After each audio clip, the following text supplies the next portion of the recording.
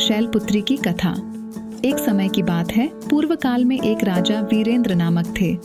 वे अत्यंत धार्मिक और न्यायप्रिय थे, लेकिन उनका एक ही आकार का सपुत्र था जिसका नाम बाहुबली था।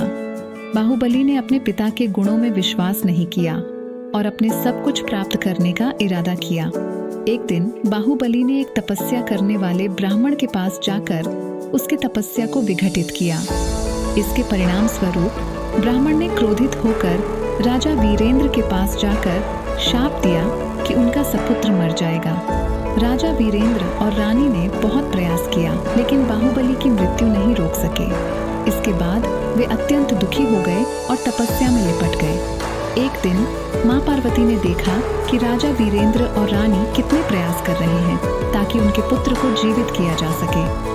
उन्होंने राजा वीरेंद्र के सपने में आकर उन्हें बताया कि उन्हें माँ शैलपुत्री की पूजा करनी चाहिए। राजा वीरेंद्र और रानी ने माँ पार्वती की सीख पर चलकर माँ शैलपुत्री की पूजा की और उनके पुत्र की मृत्यु से छुटकारा पाया। इस कथा से हमें यह सीखने को मिलता है कि माँ शैलपुत्री की पूजा से हम अपने जीवन में सुख, समृद्धि और सुख शांति प्राप्त कर सकते हैं। नवरात्रि के प्रथम दिन माँ शैलपुत्री की पूजा और अर्चना का पालन करके हम उनकी कृपा को प्राप्त कर सकते हैं और अपने जीवन को समृद्धि और खुशियों से भर सकते हैं। इस नवरात्रि माँ शैलपुत्री की आराधना करें और उनके आशीर्वाद से अपने जीवन को सफल बनाएं।